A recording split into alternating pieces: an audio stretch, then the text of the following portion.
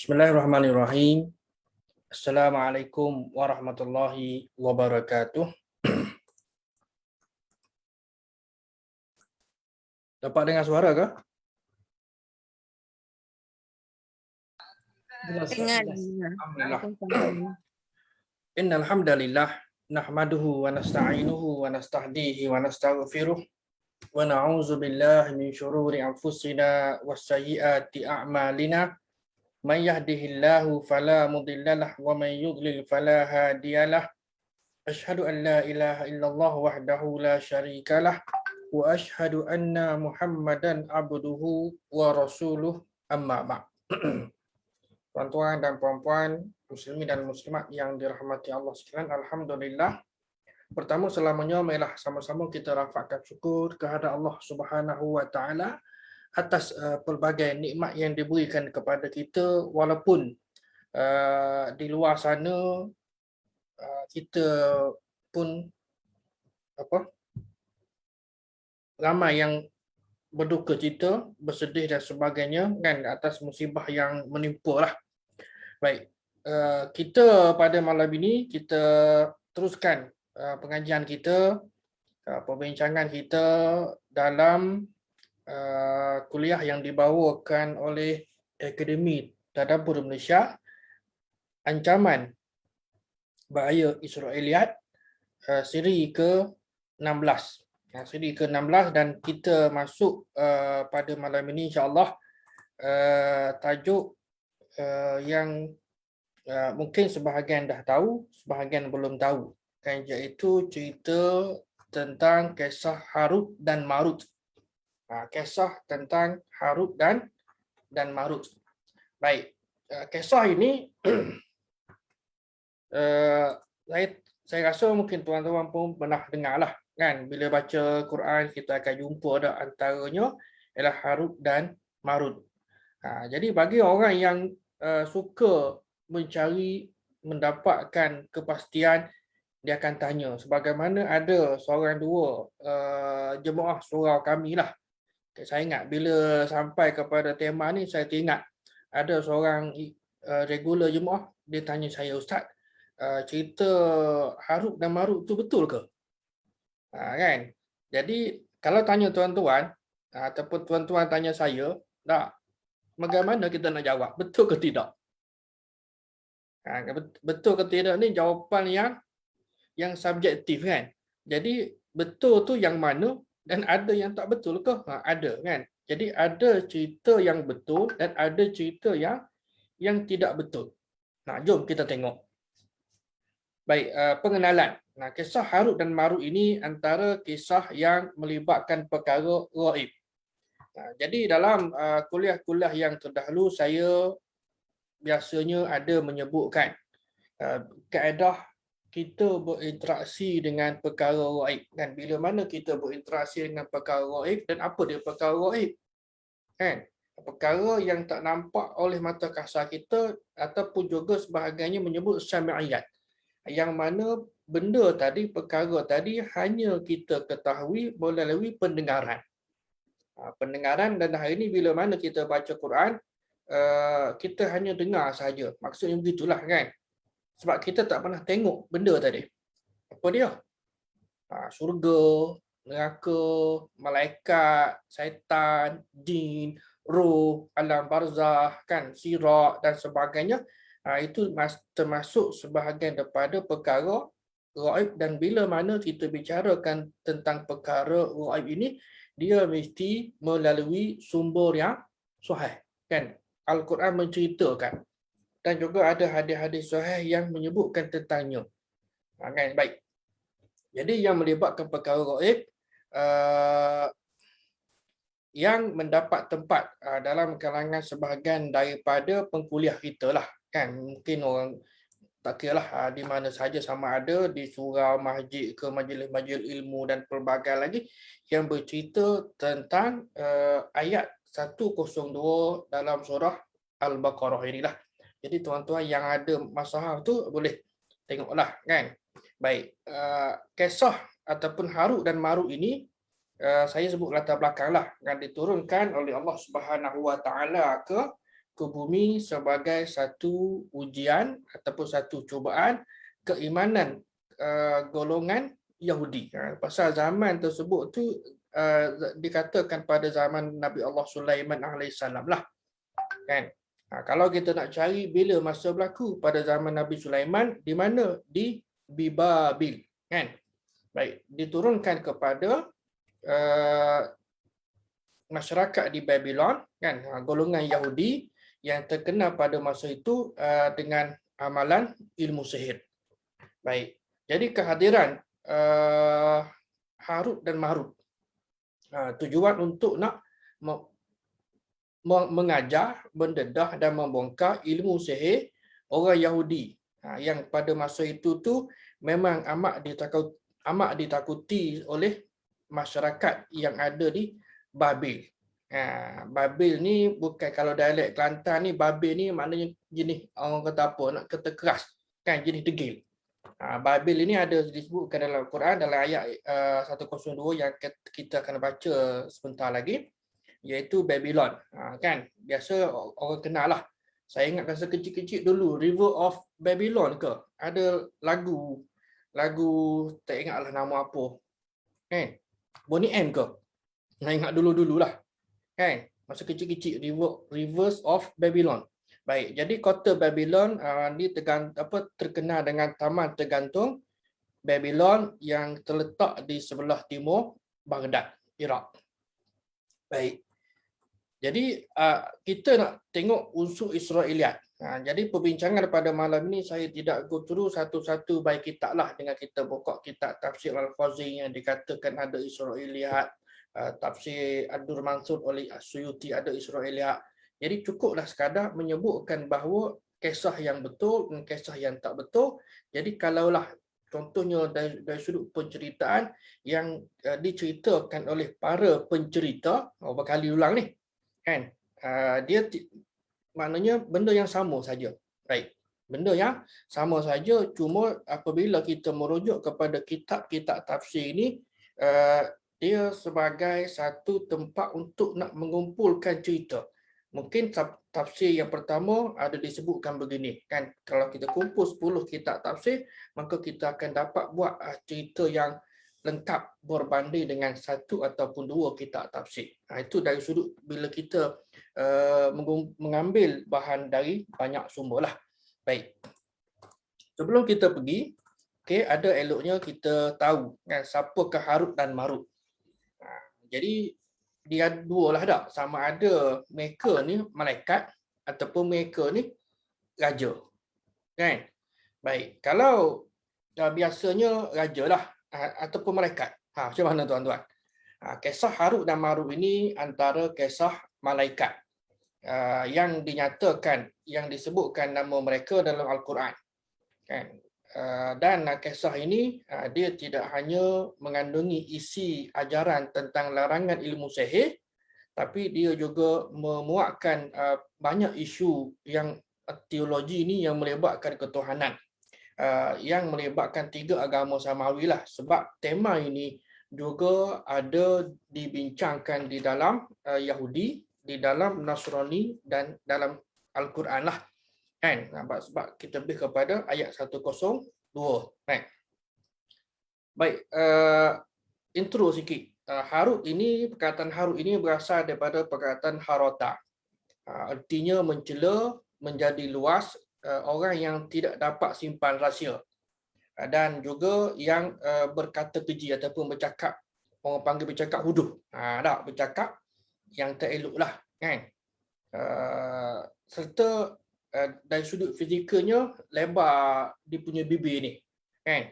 Baik, manakala Marut pula, kita pun ada ni sebenarnya kemungkinan besar lah yang kita pinjam cerita Harut Marut, kan. Jadi cerita yang ni lah, kan.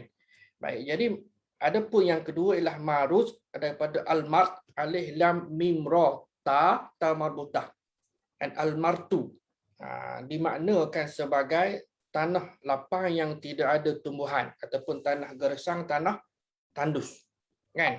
Dan juga badan yang tidak ada bulu ataupun yang tidak ada rambut.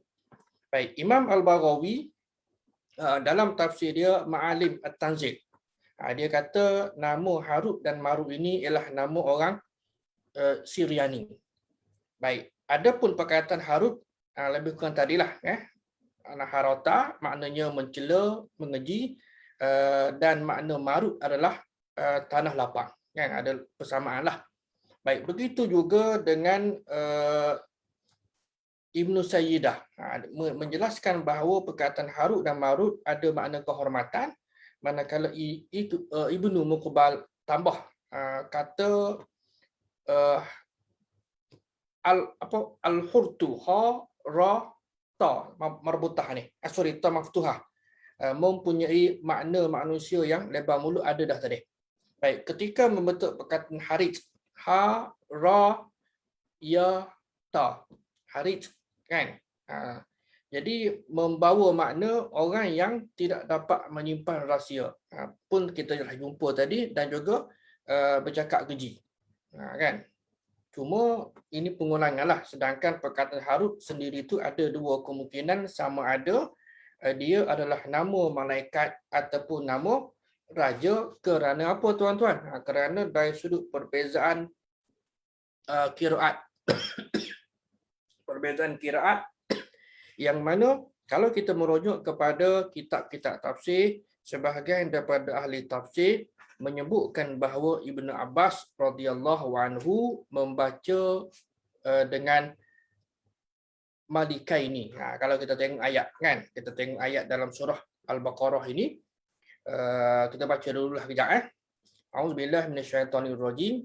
Wattaba'u ma tatlu syayatinu ala mulki Sulaiman wa ma kafara Sulaiman walakinna syayatina kafaru yu'allimuna an-nasa as-sihra wa ma unzila 'alal malakaini bi Babila Harut wa Marut. Kan sini poin dia. Wa ma yu'allimani min ahadin hatta yaqula innama nahnu fitnatun fala takfur fayata'allamuna minhuma ma yufarriquna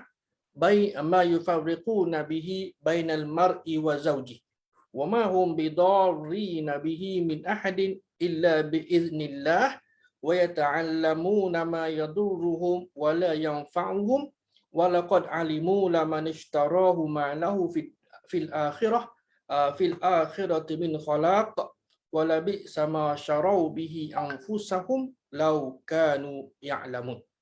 Baik, kalau kita tengok terjemahan dia, maksud dia mereka yakni golongan Yahudi, sebab ayat ini dia ada kesinambungan daripada ayat 99, 101, mana ayat yang terdahululah.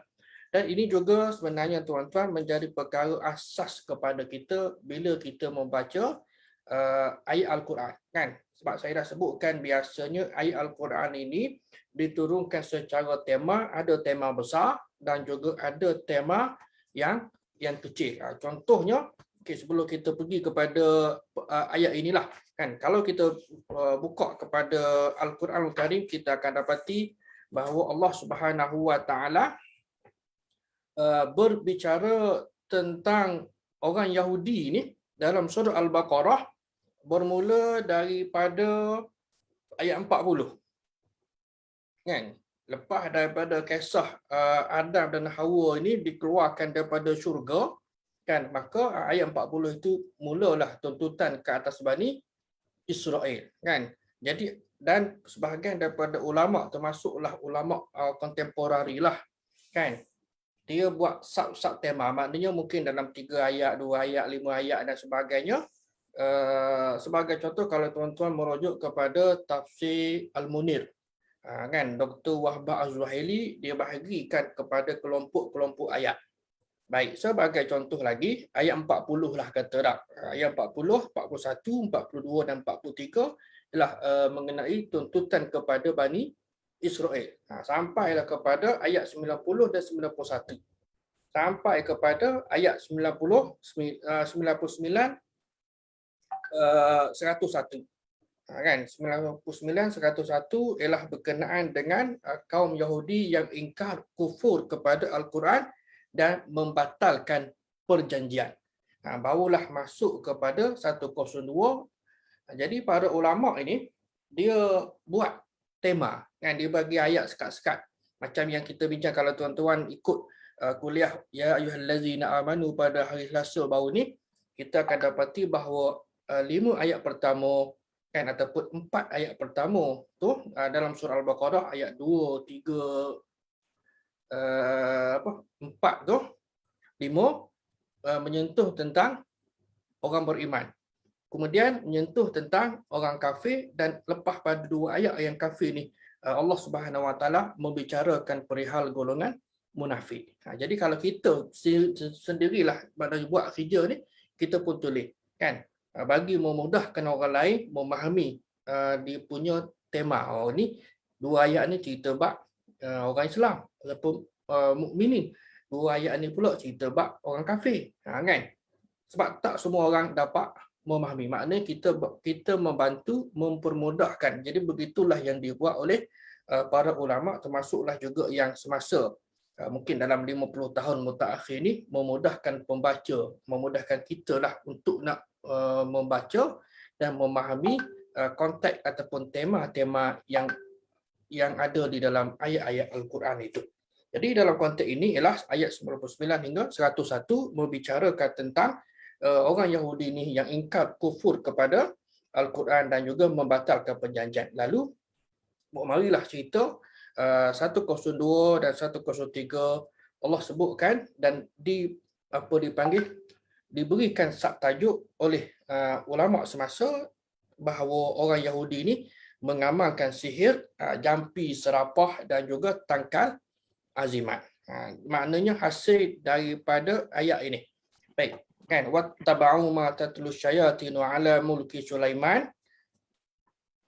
Baik, mereka yakni membelakangkan kitab Allah. Siapa dia ni? Puak Yahudi lah. Dan mengikut ajaran sihir yang dibacakan oleh puak-puak syaitan dalam masa pemerintahan Nabi Sulaiman alaihissalam, sedangkan ataupun padahal Nabi Sulaiman itu tidak mengamalkan sihir yang menyebabkan kekufuran. Akan tetapi pokok syaitan itulah yang kufur, yang mengamalkan sihir. Jadi mereka mengikut wattaba'u ma tatlu syayatinu ala mulki Sulaiman. Jadi mereka ikut apa yang dibacakan oleh syaitan-syaitan itu pada masa pemerintahan Nabi Sulaiman, sedangkan Nabi Sulaiman tidak amalkan sihir apa yang nak diamalkan oleh Nabi Sulaiman. Sebab cerita ni kan kita baca dalam surah An-Naml umpamanya, kita dapat mengetahui bahawa Allah Subhanahu Wa Taala berikan mukjizat kepada Nabi Sulaiman seperti dapat mengenderai angin ataupun dapat bercakap dan memahami bahasa haiwan contohlah, dan juga dapat berinteraksi dengan jin contohlah kan. Jadi itu bukan sihir. Justru inilah dia kan. Jadi dua benda yang kita jumpa, pertama sihir dan yang kedua ialah yang ada pada Nabi Allah Sulaiman itu bukan sihir tetapi mukjizat. Kan, tapi bagi orang Yahudi biasalah kan, dia akan kata Sulaiman ni sihir ni kan, kalau dari sudut jalan cerita nantilah. Akan tetapi puak-puak syaitan itulah yang kufur dengan amalan sihir, kerana mereka lah yang mengajarkan kepada manusia ilmu sihir dan apa yang diturunkan kepada ma unzila alal malakaini. Dan saya sebutkan tadi bahawa sebahagian daripada kitab ataupun Ibn Abbas lah misalnya membaca alal malikaini. Malik ni maknanya raja. Jadi raja yang dimaksudkan di sini sebahagian kata malaikat kan, yang pertama. Yang keduanya ialah Harut dan Marut, ini ialah raja merujuk kepada orang yang soleh. Orang yang perwatakan soleh, seolah-olah mereka ni dianggap sebagai malaikat. Ni macam itulah kalau bahasa kita pun, mu ni macam malaikat. Kalau kita ni biasa kita duduk diam je, kita sembang, tiba-tiba diam belaka. Ini ungkapan kita tak tahulah dari mana datang dah. Malaikat lalu. Kan? Itu kan benda ni tak ada asas pun. Jadi ini alal malakai ini memanglah kalau kita rujuk bermakna kebanyakan ulama memberikan penjelasan perkataan malakai ini memang secara zahirnya adalah malaikat kan, yang bernama Harut dan Marut. Kan? Ada orang bertanya lagi, biar betul Ustaz, bukankah ada 10? Harut ni kat mana? Tak ada, kan? Jadi malaikat ni tidak semestinya 10, cuma yang 10 itu yang wajib kita ketahui. Kan? Kita baca Quran, ada tak malaikat yang memikul arash? Ada, sedangkan dia tidak disebut, tak masuk dalam top 10 dah. Ada. Cuma itu adalah kelemahan kita lah, kan, kelemahan kita. Okey, kalau sebut nama malaikat, tanya nama malaikat pun tak ingat. Contohlah, kan? Tak ingat satu-satu dah. Baik. Tak mengapa, tak ada masalah. Jadi kemudian wama yu'allimani min ahadin, kita baca lagi bahawa mereka benarnya tidak mengajarkan kepada orang di Babylon itu sedang mereka berdua tidak mengajar seorang pun melainkan setelah mereka nasihati dengan berkata, kami ini hanyalah cubaan yakni untuk uji iman kamu, oleh itu jangan kamu menjadi kafir dengan belajar apa? Belajar ilmu sihir. Dalam pada itu ada orang yang belajar daripada mereka berdua, kan, ilmu sihir yang boleh memisahkan, menceraikan antara suami dan isteri, padahal mereka tidak akan dapat sama sekali memberi mudarat atau bahaya dengan sihir itu seorang pun melainkan biiznillah, dengan izin Allah. Baik, dan sebenarnya mereka mempelajari perkara yang hanya membahayakan mereka dan tidak beri manfaat kepada mereka. Sesungguhnya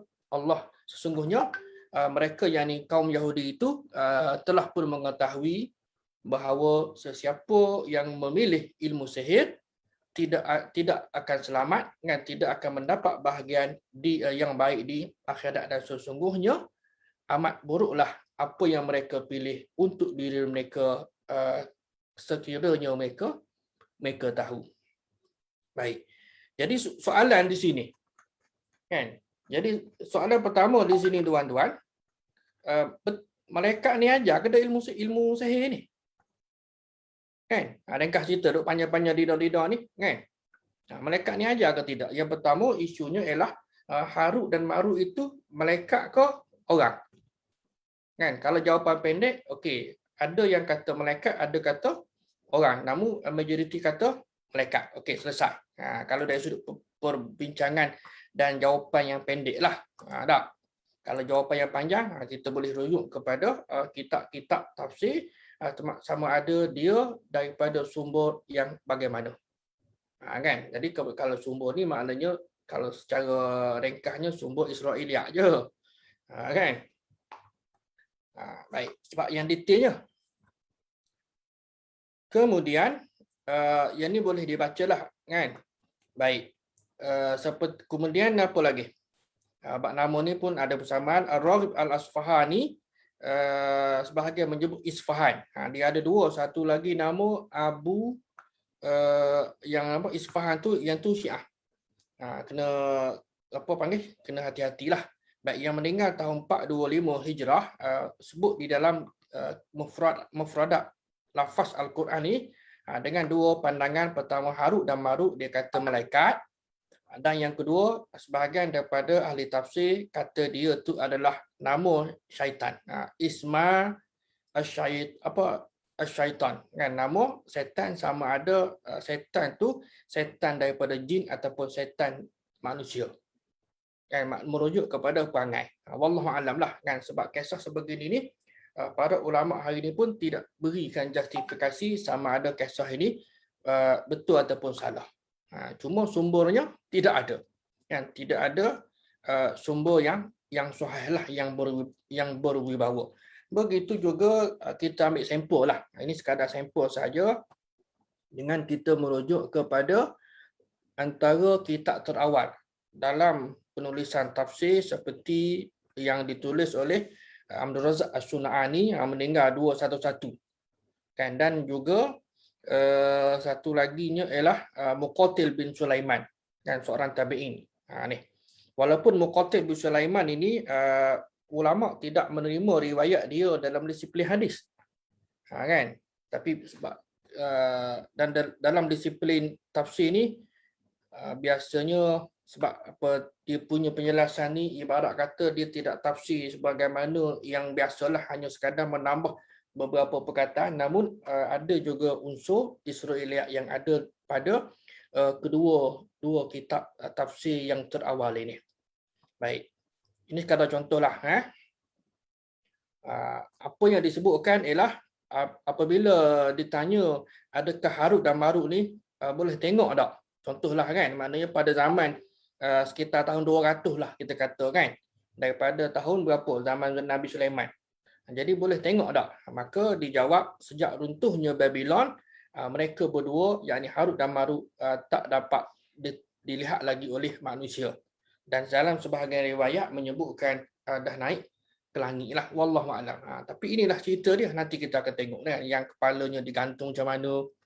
Baik.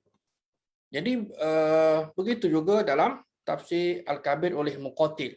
Dia kata malaikat yang ada pada langit pertama, tapi tidak dinyatakan sumbernya.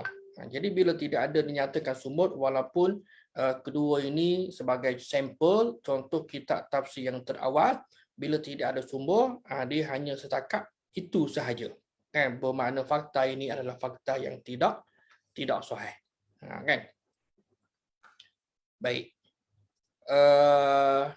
Harut dan Marut dalam pentafsiran umum, dua malaikat yang diutuskan oleh Allah Subhanahu Wa Taala untuk turun ke bumi, tujuannya nak ajar masyarakat di Babylon tu kan, dalam tamadun Mesopotamia ataupun Iraq hari ini, pelbagai ilmu dan hikmah, kebijaksanaan.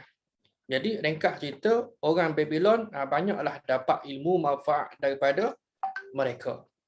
Kan, daripada mereka untuk tujuan baiklah, dan mereka berdua tu harap ilmu-ilmu yang mereka ajar tadi tu tidak disalah gunakan untuk tujuan kejahatan dan kekufuran kepada Allah Subhanahu Wa Taala. Malangnya ini biasalah dak. Bila ajar kadang-kala ada yang jenis ada kepentingan, yang jenis nakal ke apa ke, kan, dia salah guna ilmu tadi kepada jalan yang salah, yang bertentangan, yang bersalahan dengan kehendak Allah Subhanahu Wa Taala, termasuklah yang disebutkan jelas dalam Al-Quran. Bila kita baca tak yang disebutkan jelas di dalam Al-Quran, iaitu yang memisahkan antara pasangan suami dan isteri, maknanya sihir. Itu je. Baik.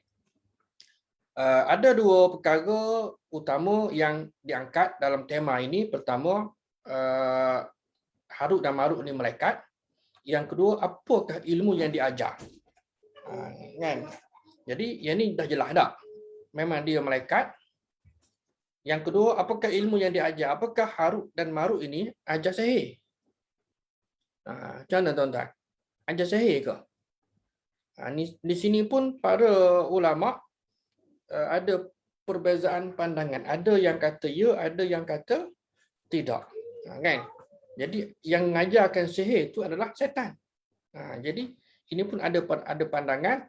Cuma kalau kita ambilkan setengah ni, sebahagian yang kata ya tu, tapi kamu jangan salah guna. Bermakna apa yang diajarkan oleh Harut dan Marut ini adalah ilmu yang baik-baik belaka. Jangan salah guna.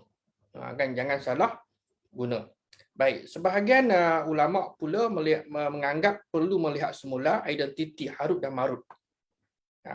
Ini dari sudut yang positif lah. Ini ada pandangan kerana mereka ni dipaparkan oleh sebagai malaikat yang seolah-olah tidak taat, tidak patuh kepada perintah Allah. Sebab apa? Sebab ada disebutkan di dalam kitab tafsir. Maka pembaca hari ini dan juga penceramah pun cerita. Kalau yang berdasarkan kepada riwayat dan kisah Israiliyat, kan, orang cerita begini, kan, memang kita dengar lah. Jadi kisah ini kisah yang berakaumbi dalam masyarakat Yahudi. Sama ada mereka ambil daripada kitab suci mereka, kitab Taurat ataupun kitab syarah, iaitu Talmud, kan, syarah secara lisan, kan, tidak ada yang bertulis, ataupun juga sumber lisan yang disampaikan dari satu generasi kepada generasi yang lain. Dan perlu diingat juga, mitos ataupun unsur dan aspek mitologi pun juga ada peranan, kan, dalam perkara ini. Kan? Jadi kita tidak bincanglah berkenaan dengan mitos ini. Kan kalau tuan-tuan tengok ada persamaan sebenarnya kan dengan beberapa mitos yang ada baik dalam dalam Greece ataupun dalam tamadun Yunani tentang kisah yang sebegini kan, ada mitos dia. Baik, kisah Harut dan Marut kita dah baca ayat tadi. Jadi dan latar belakang ayat ini merujuk kepada background, merujuk kepada latar belakang ataupun background ayat berkisah berkenaan dengan orang Yahudi yang amalkan sihir. Sebab kita maklum orang Yahudi ni mengamalkan sihir memang dah berzaman lamanya kan. Tak tahu bila lah kan. Tak tahu bila, zaman Nabi Musa pun dah ada bila kita baca kisah kan. Bagaimana Firaun sendiri pun mengamalkan sihir. Okay? Sihir, jampi, serapah, mentera dan sebagainya. Ini dalam konteks Yahudi yang ada di Babylon pada zaman Nabi Sulaiman AS. Sebab apa? Sebab syaitan ini juga cerita. Kan? Kalau sebelum zaman ni, maknanya kalau kita kata daripada zaman awal lah, kan, kepada zaman akhir zaman pemerintahan Nabi Sulaiman AS, syaitan dia boleh naik ke langit, dia boleh dengar percakapan malaikat. Begitulah contohlah. Lalu dia campur adukkan apa yang dia dengari tadi tu. Saya baca dalam kitab tafsir, saya lupa dah. Apa yang malaikat sebut satu, dia tambah jadi 100. Maknanya banyak tokok tambah kan, banyak tokok tambah yang dilakukan oleh syaitan ini terhadap percakapan malaikat. Jadi apabila dia dengar malaikat berkata begitu dan beginilah kan, jadi syaitan ni bawa turun kepada tok pawang, tok dukun, tok bomo ni kan, dan dukun itu pula ajar sihir kepada orang ramai bahawa aku dapat ilmu begini-begini. Itulah ringkas cerita tak mengatakan bahawa ilmu yang mereka ajar tu datangnya daripada Nabi Sulaiman. Kan, inilah ilmu hikmah Nabi Sulaiman, dan tahta Nabi Sulaiman berdasarkan kepada sihir. Maknanya yang Nabi Sulaiman duk perintah kamu selama ni dia guna sihir. Itu adalah tomahan. Kan, itu adalah tomahan daripada Yahudi lah kan, untuk nak merosak dan merosakkan reputasi nabi-nabi yang diutuskan oleh Allah Subhanahu Wa Taala, sebab mereka memang memusuhi nabi-nabi yang membawa ajaran yang benar, ajaran yang mentauhidkan Allah Subhanahu Wa Taala. Baik. Jadi namun Allah menyangkal dakwaan mereka, dan inilah juga yang menjadi sebab nuzul. Kan, yang menjadi sebab nuzul kepada ayat ini. Kan? Baik. Namun Allah Taala menyangkal dakwaan mereka dan menegaskan bahawa Nabi Sulaiman ni tidak buat macam tu, dan Nabi Sulaiman ini bukan tukang sihir. Kan? Nabi Sulaiman ini bukan pengamal sihir. Sebaliknya yang buat kerja sihir ini adalah syaitan yang kufur kepada Allah Subhanahu Wa Taala. Kan? Syaitan yang jahat, yang kufur kepada Allah Subhanahu Wa Taala, dan mereka lah yang amalkan sihir dan menulis dan mengajar. Ini pun cerita kisah pembantu ataupun asisten kepada Nabi Sulaiman ni yang bernama Asif, tak kan? Asif ni ada sekejap lagi. Yang menulis amalan ini. Baik, jadi menulis dan mengajar ilmu sihir kepada orang ramai. Dan orang Yahudi dia kaitkan Nabi Sulaiman dengan amalan yang sesat untuk memburuk-burukkan baginda dan menjatuhkan maruah kenabian. Oleh sebab itu tuan-tuan, kita dalam perkara sebegini kan, bukan hanya sekadar kita mendengar, dan kalau kita menyampaikan pun bukan hanya sekadar memburuk-burukkan Nabi Sulaiman contohnya, tapi menjatuhkan maruah kenabian. Kan, bukan hanya sekadar dia, tapi kenabian bermakna the whole prophet. Kan, itu yang kita bimbang tanpa secara kita sedari. Disebabkan oleh ketidaktelitian kita tak double check semak betul ke tidak dalam kita nak cerita kisah Harut dan Marut ini kan, yang memang ada betul Quran sebut memang betul lah, tapi kita kena ingat kan, kena cermat, jangan ada tokok tambah, jangan ada nasib tambah, jangan ada tokok tambah yang memang tidak berasas sama sekali, yakni yang datang daripada mana? Daripada sumber Israeliat. Kan? Sumber Israeliat yang bersalahan dengan syarak. Ini bersalahan apa? Sebab apa? Sebab nak merosakkan maruah kenabian.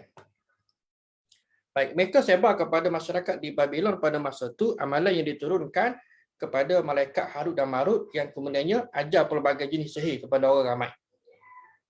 Jadi malaikat ni, inilah kata sebab sebahagian pentafsir mengatakan malaikat ni ajar, cuma malaikat ni pesan, kamu jangan salah guna.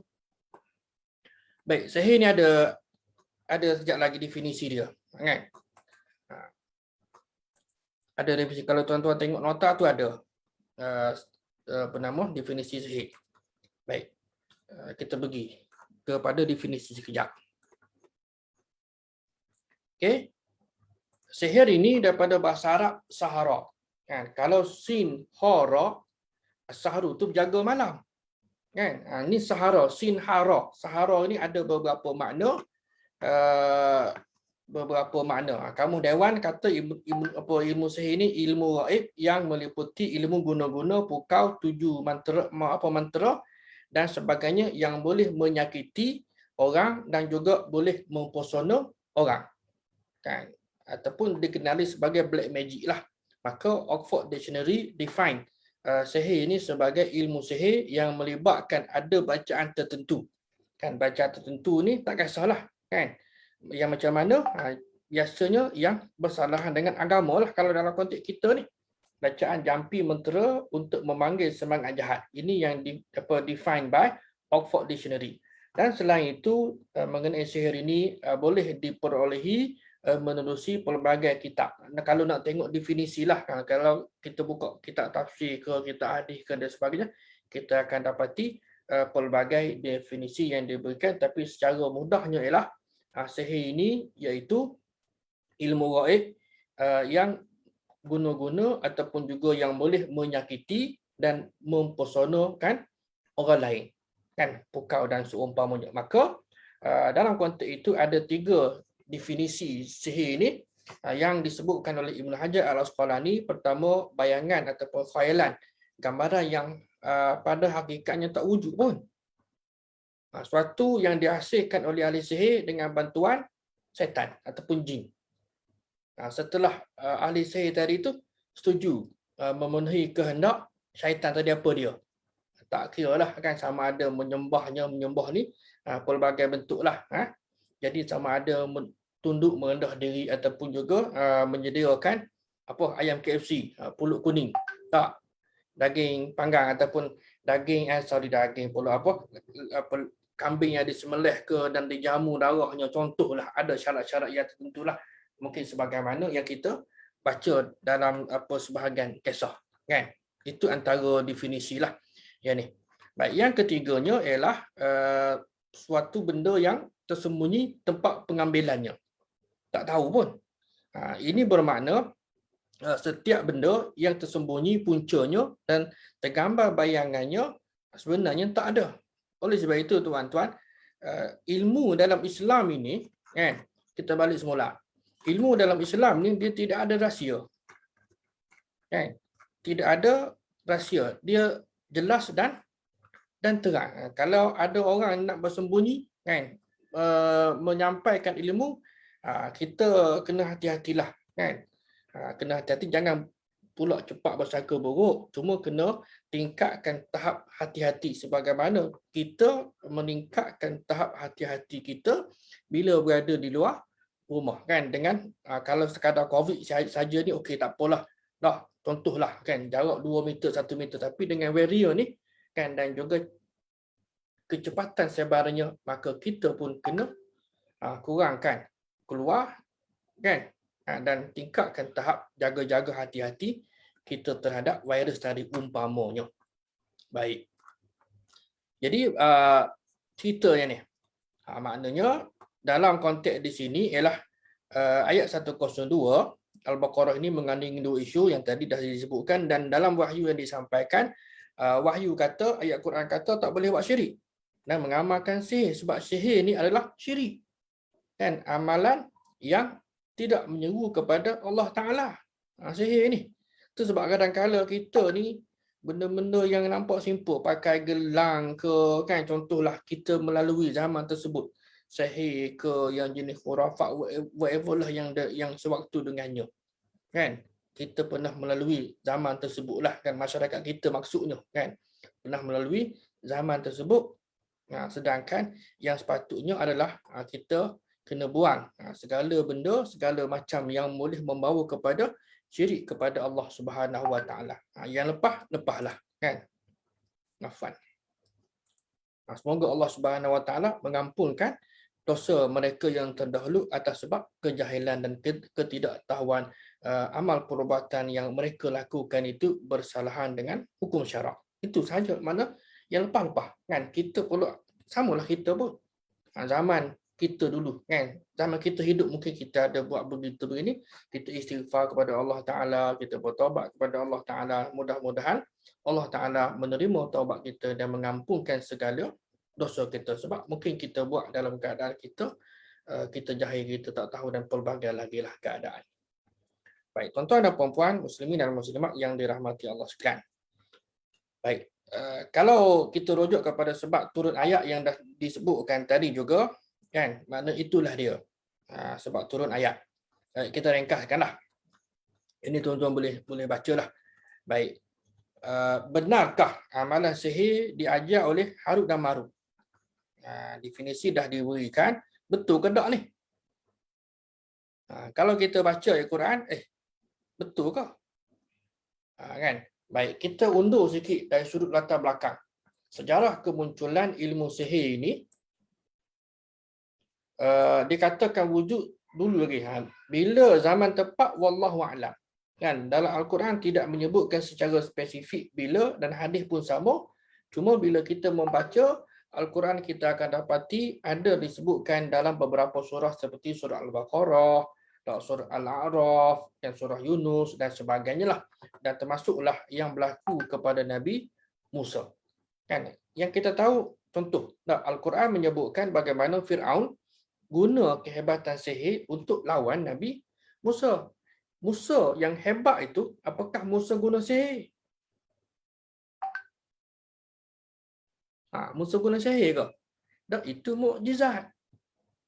Samalah juga dengan Sulaiman, kan? Nabi Sulaiman yang hebat itu dapat communicate dan dapat mengenderai angin dan seumpamanya. Apakah dia guna sihir? Tidak, tapi bagi orang Yahudi, dia akan kata, bagi musuh Nabi-Nabi ni, mereka tetap kata bahawa Nabi-Nabi itu Musa ke Sulaiman ke siapa ke, ini sihirlah, termasuk juga yang dihalakan kepada Nabi kita Muhammad sallallahu alaihi wasallam. Kan, Muhammad ni guna sihir untuk nak tarik orang ramai dan seumpamanya.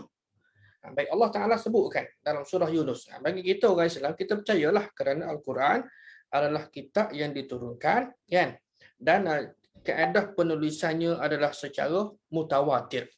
Kan, wa qala fir'aun utuni bikulli sahirin alim. Fir'aun ni panggil belaka, dia panggilkan pada asisten dia ni, orang-orang kanan dia, kanan ke kiri, ke atas ke bawah dia, kan, ni bawa datanglah kepada aku bikulli sahirin alim, orang yang bawa datang kepadaku sahirin alim, maknanya ahli-ahli sihir yang handalah, kan. Pasal apa? Nak lawan kehebatan Nabi Musa dalam sihir. Bagi dia, kerana mereka menganggap Nabi Musa ialah ahli sihir. Kan? Ibn Abbas kata Fir'aun dapat kumpulkan 72 orang ahli sihir ni, yang hebat-hebat lah, yang mahir, yang handal dan mahir gunakan sihir tali. Pasal masa itulah, kan, sesuai dengan zaman yang guna tali boleh tukar jadi ular dan sebagainya lah, kan, menjadikan tongkat itu menjadi ular lah, contoh. Baik, dalam konteks perbincangan untuk cari jawapan kepada persoalan di atas, betul ke Harut dan Marut tu ajar ilmu sihir? Kan, betul ke tidak? Ada pelbagai versi kisah Harut dan Marut ini, sama ada yang disebutkan di dalam Al-Quran, yang dihuraikan ataupun yang dijelaskan oleh ahli-ahli tafsir, oleh ulama tafsir. Baik, sebahagian ahli tafsir muatkan kisah Israiliyat. Dan dalam kisah Israeliat kita maklum kan, dalam kisah Israeliat ada disebutkan dalam tradisi agama Yahudi dan Nasrani. Saya tunjukkanlah, ini sekadar contoh lah. Ini kisah yang betul lah. Kisah yang betul tuan-tuan baca, simple aja. Kan?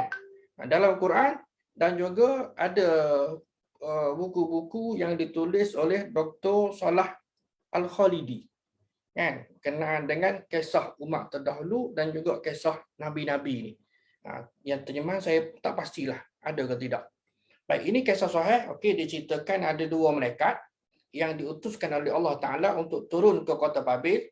Ini clear kerana Al-Quran menyebutkan, betul tak?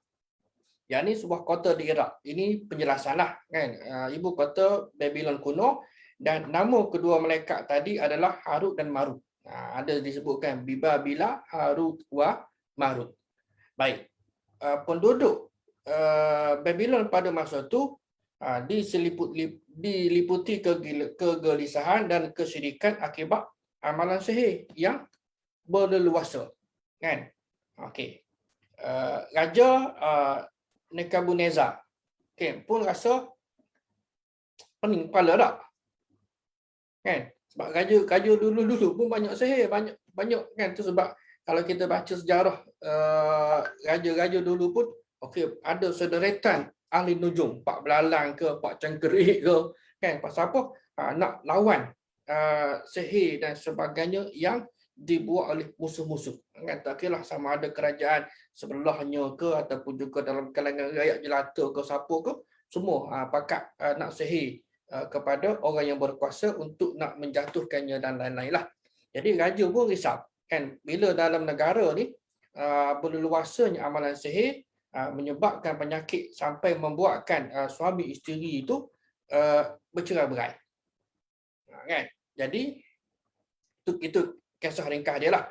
Baik, sihir yang tersebar tersebut mula ketika raja menahan orang Yahudi yang menyerang Palestin.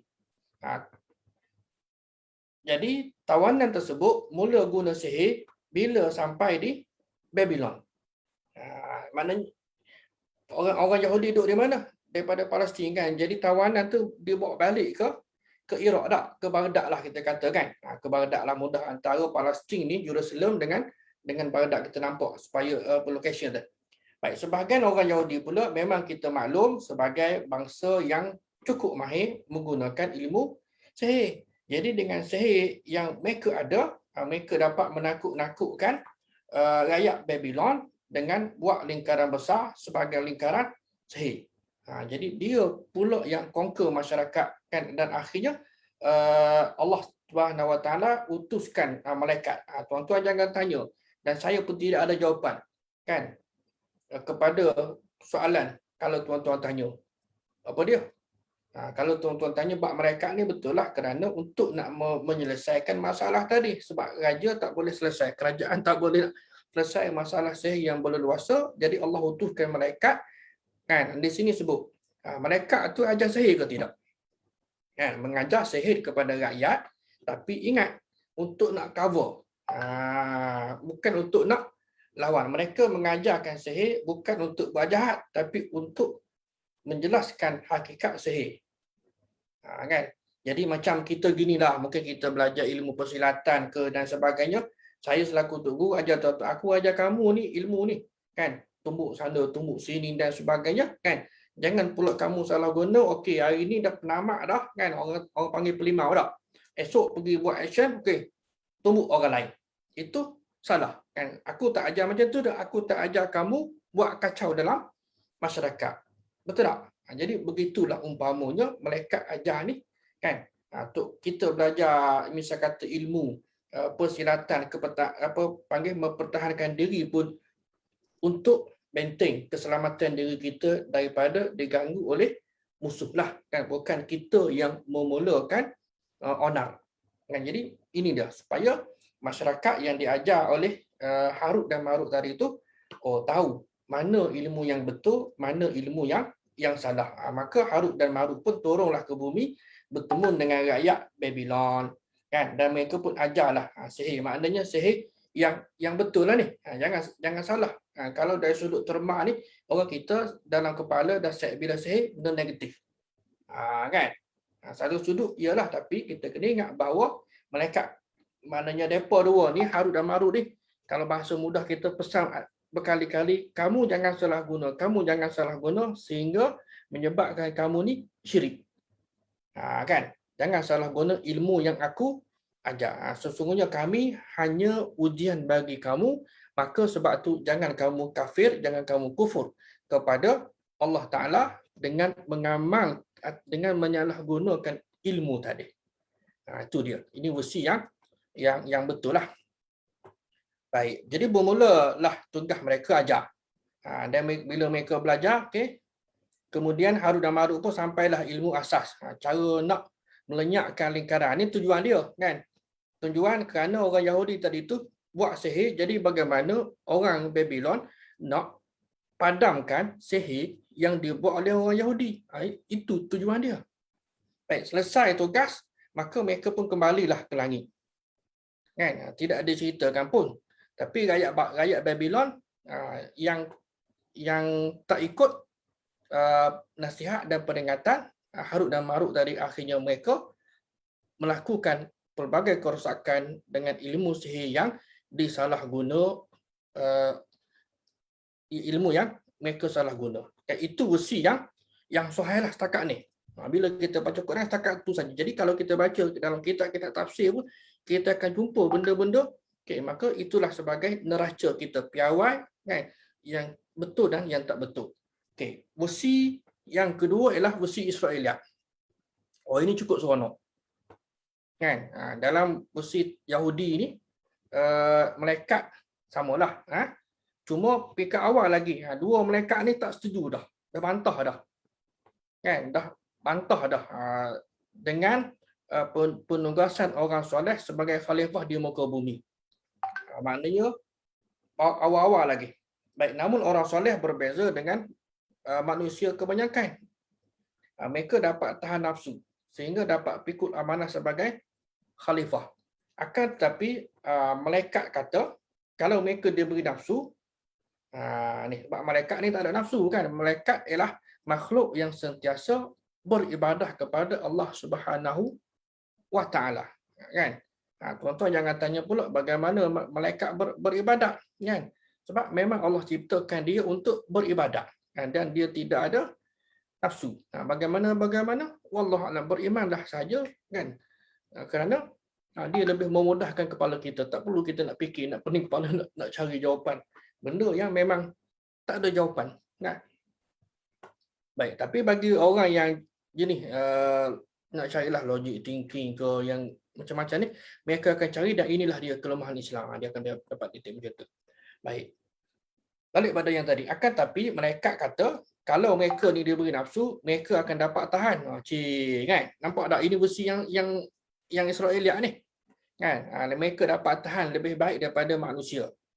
Maka Allah pun pilihlah dua malaikat, kan? Yakni Harut dan Marut untuk nak uji. Kan?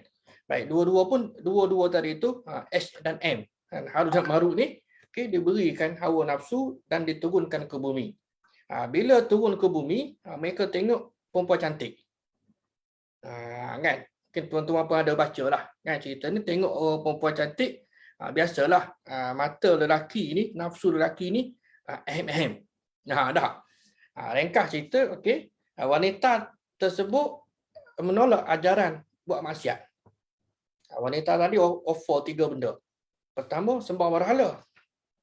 Yang kedua, bunuh bayi. Yang ketiga, minum arak. Ni. Harut dan Marut kata, mereka berfikir, sembah berhala perbuatan kufur. Bunuh bayi, dosa besar. Sedangkan minum arak, dosa kecil. Nampak tak? Kan? Sedangkan bagi kita dalam Islam, dosa besar. Kalau ini pertembungan fakta. Kan? Bila kita dapat detect tak? Dalam Islam, minum arak dosa besar. Walaupun sikit je. Tak apa sikit je. Kan? Mabuk pun kejap je. Tak boleh. Haram tetap haram. Walaupun sikit pun tetap dikira sebagai dosa besar. Dan dosa besar ini tidak akan terhapus dengan kita berwuduk, kita beristighfar. Dia syaratnya kena bertaubat. Tak? Baik, maka mereka pun pilih untuk minum arak. Bab minum arak ni pun juga ada cerita-cerita yang menjadi ibrah sepanjang zaman lah, kan. Jadi bila minum arak, mabuk, dan bila mabuk hilang akal, dan mereka bunuh bayi dan mereka menyembah berhala. Dan lepas tu pula, okey, bila melakukan dosa ketiga-tiga dosa tadi tu, mereka pun berzina lah. Kalau dalam bahasa mudahnya, kan? Dengan wanita tadi. Nak buat perkara keji lah kepada wanita comel tadi tu, yang cantik tadi tu, dan harut dan marut gagal.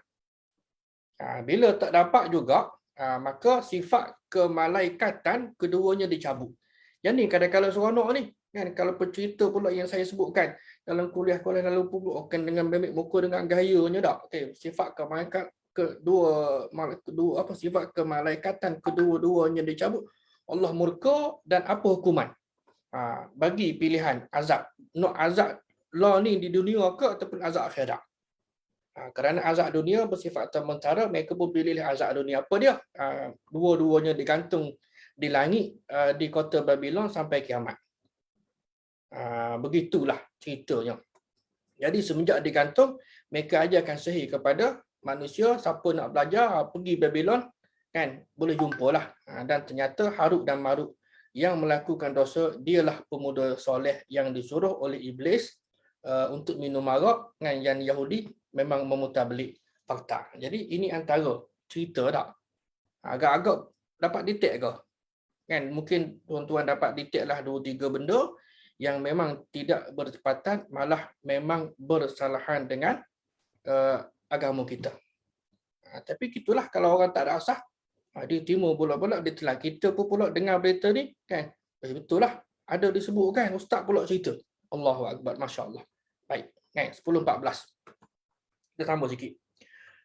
Jadi pembetulan kepada kisah tadi antaranya ialah Syekh Atiyah Saqaf daripada Mesir sebutkan dalam beberapa kitab tafsir bahawa dua malaikat diturunkan ke bumi memang clear, kan, tapi sebagai fitnah sehingga Allah azab mereka dengan gantung dua kaki mereka itu adalah salah, walaupun ada disebutkan dalam sebahagian kitab tafsir.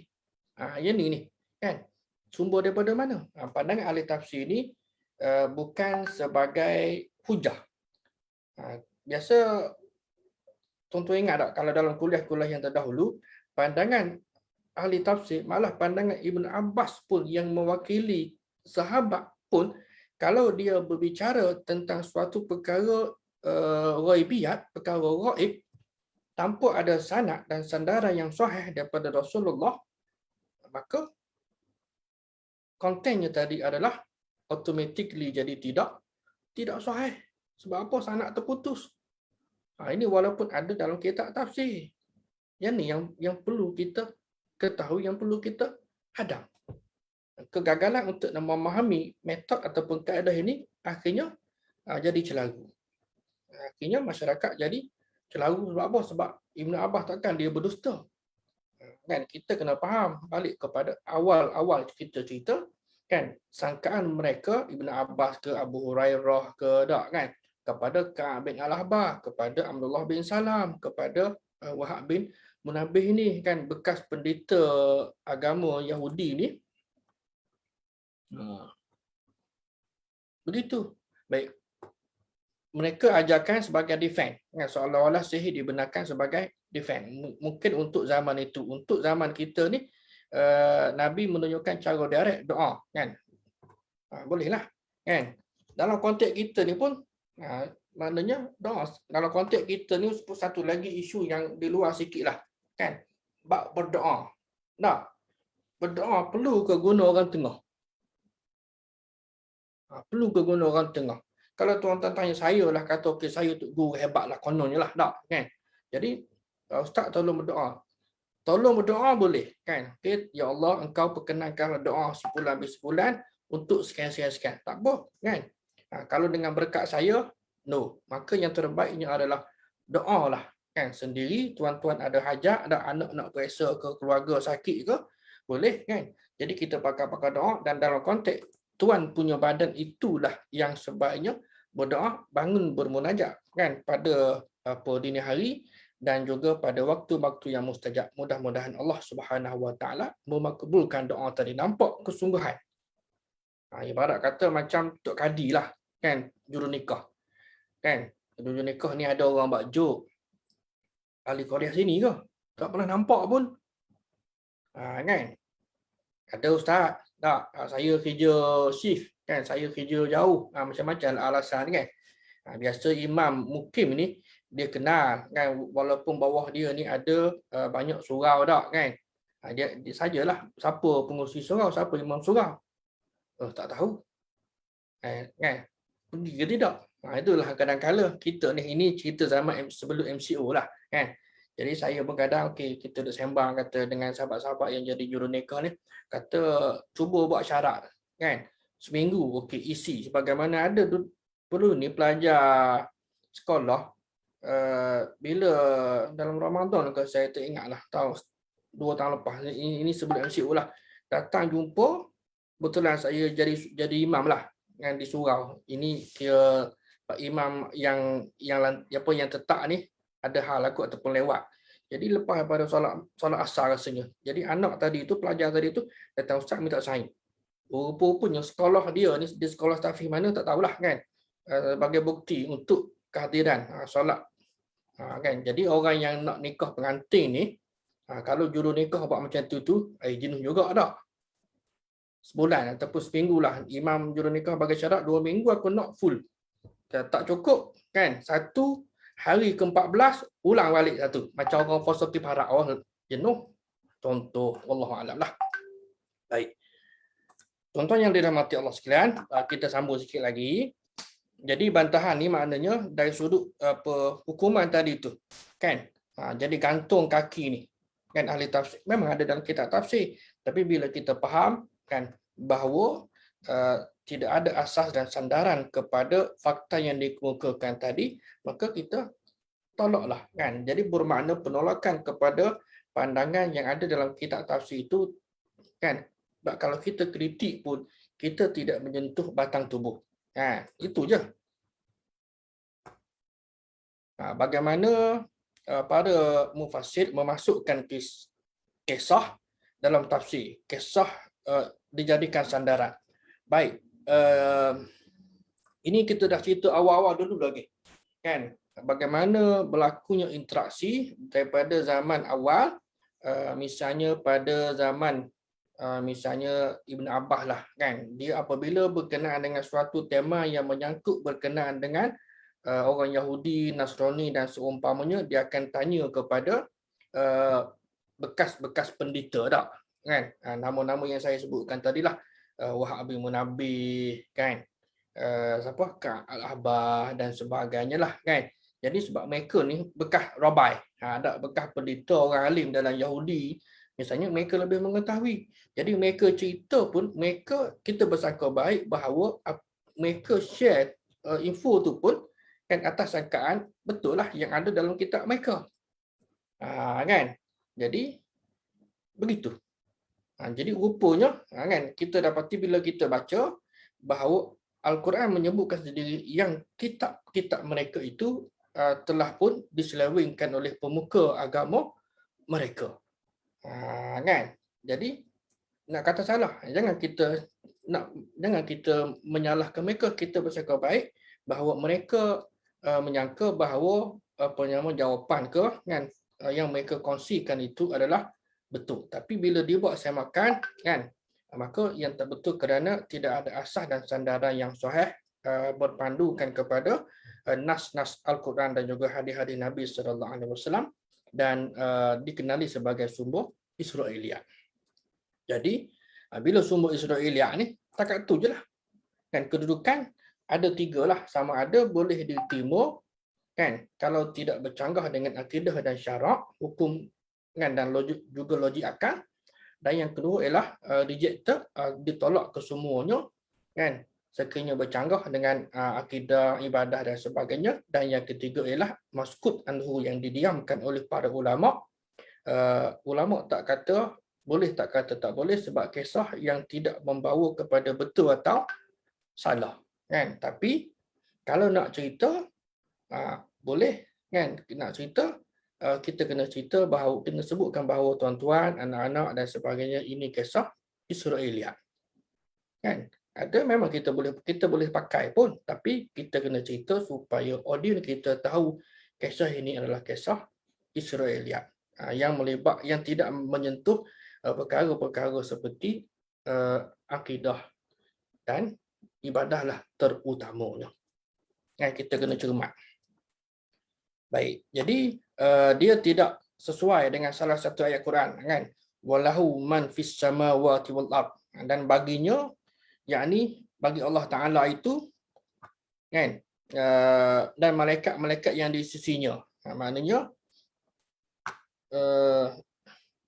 walahu ni maknanya yang memberikan ibadah lah, kan, yang menyembah kepada Allah Taala, apa yang ada di antara langit dan bumi, waman indahu, dan apa yang ada di sisinya, yakni malaikat lah, la yastakbiruna an ibadatihi, mereka tidak rasa takabur untuk beribadah kepada Allah, wala yastahsirun, dan juga tidak rasa penat, tak rasa letih. Sebab malaikat tidak ada macam tu, kan, yang mana kerja malaikat ni adalah yusabbihuna al-laila wan nahar la yaftarun. Mereka sentiasa bertasbih memuji Allah Taala al-lail malam, wan nahar siang, la yaftarun, yang maknanya non-stop lah, kan, bahasa mudah gitulah. Baik, begitu juga dengan ayat di bawahnya, bal ibadum mukramun, bahkan malaikat-malaikat tu adalah mukramun, hamba-hamba yang sentiasa dimuliakan. Sebab apa? Sebab dia sentiasa beribadah. La yasbiqunahu bil qawli wa hum bi amrihi ya'malun. Mereka tidak mendahului Allah Taala dengan perkataan dan tetap mengerjakan perintah Allah. Sebab baik, maksud Harut mencela tidak menyimpan rahsia, seolah-olah maksud yang tidak elok, sedangkan malaikat tu elok. Ini ada perbahasan, kan? Itulah saya katakan tadi bahawa ada pro dan kontra. Jadi sumber ini, kan, kita nak terima ke tidak? Kan, kalau refer kepada kamu pun disebutkan sebegitu. Jadi menunjukkan bahawa nampak ada image yang negatif yang di sebalik nama Harut dan Marut ini. Sedangkan mereka itu, oleh sebab itu sebahagian daripada ulama memberikan jawapan yang sebaliknya, kan? Wallahu a'lam lah. Baik. Kemudian ada juga riwayat daripada Ali bin Abi Thalib radhiyallahu an yang kata bahawa dua malaikat itu mengajar kepada manusia peringatan terhadap sihir, bukan mengajar untuk ajak mereka buat sihir. Kan? Kalau kita sebutkan tadi bahawa ada dua pandangan lah, malaikat ni ajar macam self defense lah, kan, bukan dia yang memulakan sihir dah. Situ kita kena faham, kan, maknanya kalau kita kata okey, aku ajar kepada kamu ni, kata dua malaikat ni, sebagai benteng pertahanan, kan, sihir yang orang buat api lah kata tak, kan, jadi geng-geng Yahudi ni buat lingkaran api, maka orang Babylon juga yang ada ilmu sihir tadi itu, dia guna untuk padamkan api, kan. Jadi dia tidak buat untuk nak lawan orang Yahudi tadi. Faham tak? Kan? Itu ilmu yang diajar. Maknanya yang pertama diajarkan sihir juga, tapi ingat kamu jangan salah guna. Kan? Ini ada dua lah, biasalah.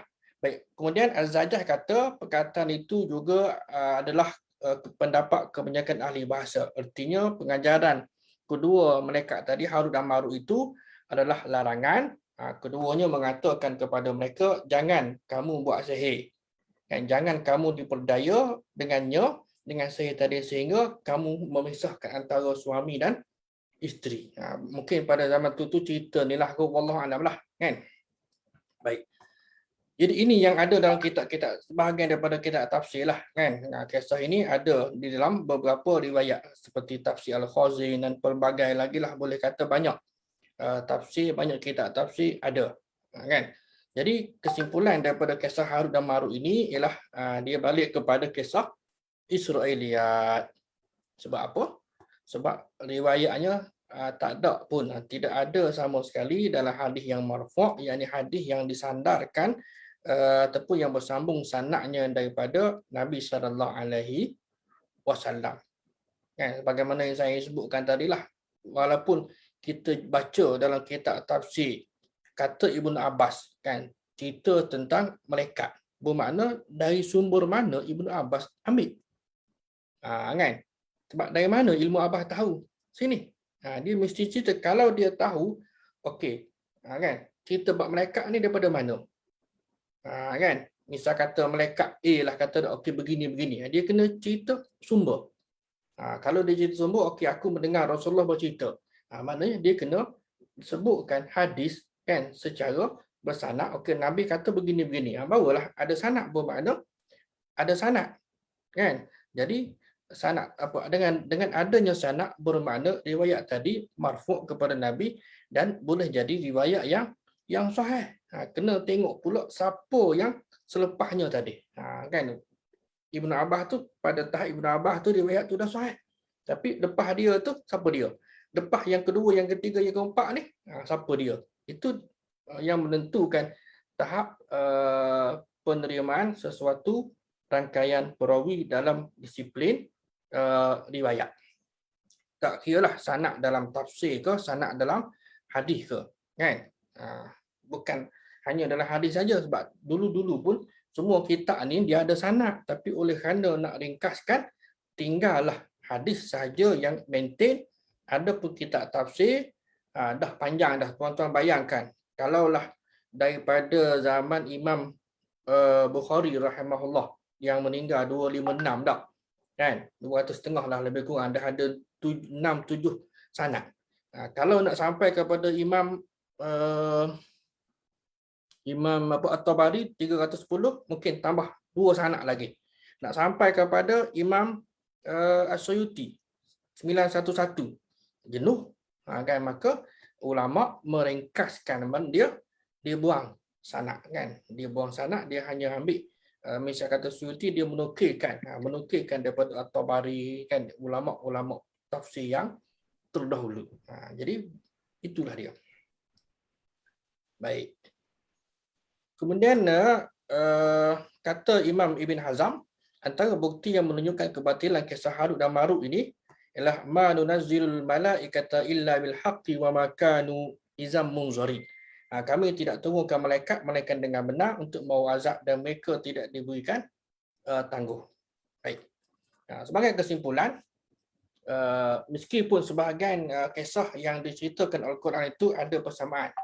Tuan-tuan kita baca Quran, kalau kita bacalah Taurat dan Injil di Old Testament, New Testament, mungkin ada persamaan, tapi ada persamaan dan ada perbezaan, namun kita kena mencermati kan poin-poin yang disampaikan tadi dan kita dapat membezakan mana satu yang Quran cerita secara berfakta yang betul dan yang tidak disebutkan oleh Al-Quran, dan juga hadis-hadis yang sahih, maka itu masuk dalam yang tidak sahih. Kan? Jangan cepat nak buang yang tidak sahih. Kena semuk juga. Jangan cakap pokal, okey, ini tak sahih ni kita buang. Kan? Ada benda mungkin boleh dari sudut nama, kan, selagi apa yang saya sebutkan tadi tidak bercanggah dengan aspek akidah, dengan ibadah. Tak, kita boleh terimalah yang kita dah sebutkan, bab nama, bab tempat, kan, dari sudut tahun, kan, fakta-fakta yang sebegitu tidak mengapa untuk kita masukkan kerana dia tidak melibatkan aspek akidah, aspek ibadah, kan. Jadi inilah dia. Jadi kerana penulisan tafsir, kalau kita menelusuri, saya ulang baliklah perbincangan bagaimana metod yang digunakan oleh Imam At-Tabari. Dah sebutkan pada kuliah yang lalu lah, kan. Dia muatkan belaka yang sahih, yang tak sahih, kan, dalam pelbagai pandangan, dan juga dia mengemukakan pandangan yang sahih dan terpilih wasawabu fi zalik, kan. Kena ingat, jadi bila baca pandangan pro dan kontra terhadap satu isu yang diutarakan oleh Imam At-Tabari dalam tafsir dia, kan, contohnya yang pro dan yang kontra, dia ada bawah tu, lepas pada tu mungkin muka surat yang keberapa lah nanti, dia bagi conclusion, dan yang betulnya adalah sekian. Yang tu yang kita kena baca. Ibaratnya tuan-tuan, Kalau kita tak baca yang pro, kita tak baca yang kontra pun boleh lagi lah, kan? Tapi kita baca was-sawab dan yang betulnya untuk kita nak dapatkan jawapan pantas. Yang betulnya adalah sekian. Jadi cara tak langsung kita terselamat daripada gangguan unsur Israeliat. Tapi kalau kita baca sekerat tak habis, tak sampai kepada jawapan yang betul yang dikemukakan oleh Imam At-Tabari misalnya, kita sendiri tidak mematuhi disiplin ilmu dan kita juga tidak jujur dan tidak amanah kepada penulis kitab-kitab tafsir tadi. Wallahu a'lam. Jadi semoga kita mengambil sikap yang lebih cermat, lebih berhati-hati dalam kita membaca dan menyampaikan kisah-kisah yang sebegini. Jadi saya kira sekadar itulah perbincangan kita pada malam ini. Mudah-mudahan dengan sedikit perbincangan tentang Harut dan Marut ini, Allah berikan kita manfaat dan kita dapat share, dapat lagi cari, gali perkara yang berkaitan dengan tema yang kita bincangkan pada malam ini. Terima kasih, jazakumullah khairan katsira atas prihatin dan